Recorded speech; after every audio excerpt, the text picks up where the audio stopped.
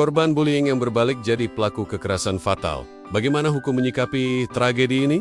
Dari bullying yang menyakitkan hingga pembalasan kekerasan fatal, apa yang terjadi ketika korban bullying bertindak ekstrem? Bagaimana sistem hukum di berbagai negara menghadapi dilema ini? Video ini akan mengungkap cerita tragis, menguji keadilan, dan menyelami bagaimana hukum memahami latar belakang psikologis seorang korban yang berbalik menjadi pelaku kekerasan. Bullying bukan hanya sekadar lelucon atau perundungan yang biasa dihadapi di sekolah. Ini adalah perundungan yang berkelanjutan dan merusak, yang meninggalkan trauma mendalam pada korban.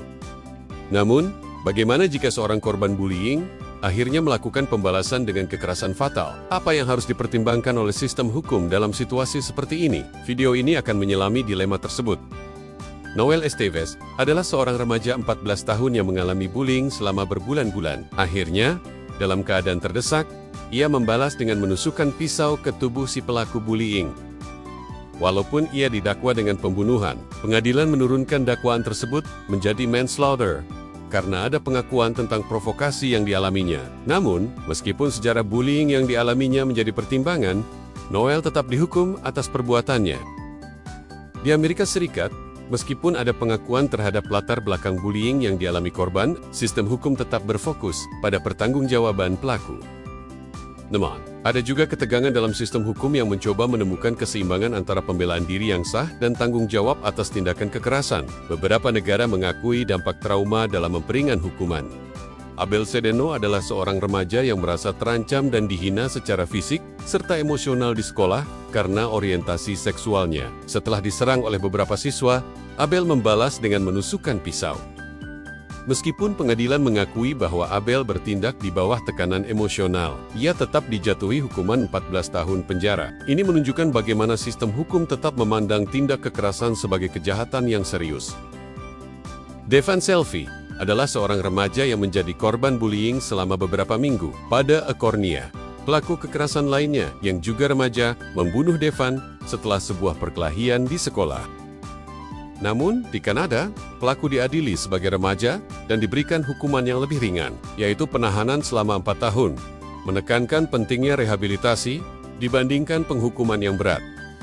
Di Tiongkok, sistem hukum cenderung keras dalam menangani kasus kekerasan yang dilakukan oleh remaja, bahkan jika mereka adalah korban bullying sebelumnya. Namun, setelah insiden tragis yang melibatkan Chen Xihan yang membunuh setelah terus-menerus dibully, publik mulai mendesak perubahan dalam hukum yang lebih memperhatikan pembelaan diri korban bullying. Chen Xihan, seorang siswa 15 tahun di Tiongkok, dipaksa untuk berkelahi dengan geng sekolah yang membulinya. Setelah diserang, ia menggunakan pisau untuk bertahan dan membunuh salah satu pelaku.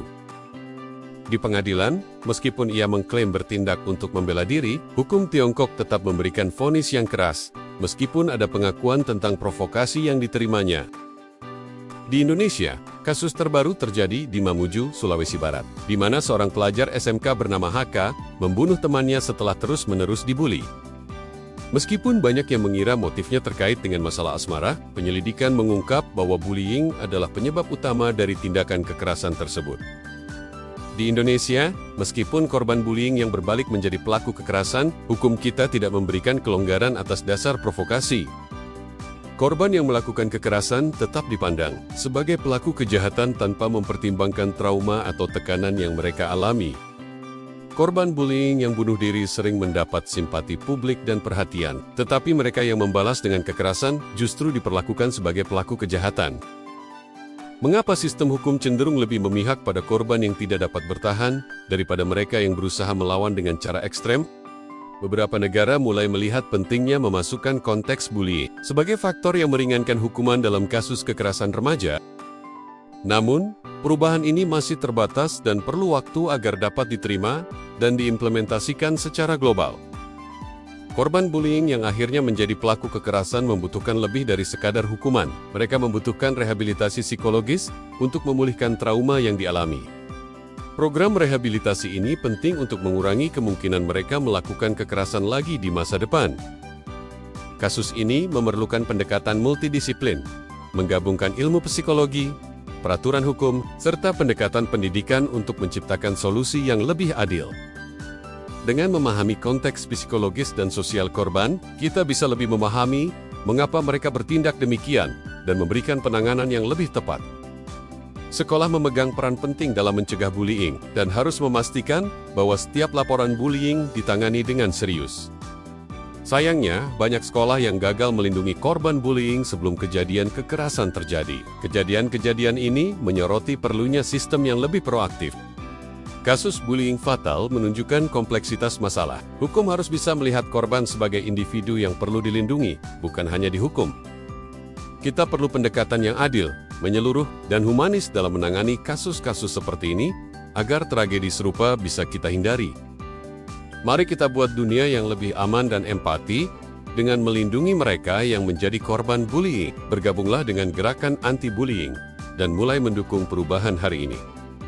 Jika Anda atau seseorang yang Anda kenal mengalami bullying, jangan ragu untuk mencari bantuan. Dukung gerakan anti-bullying dan bagikan video ini untuk meningkatkan kesadaran. Bersama-sama, kita dapat mencegah kekerasan dan menciptakan lingkungan yang lebih aman bagi semua.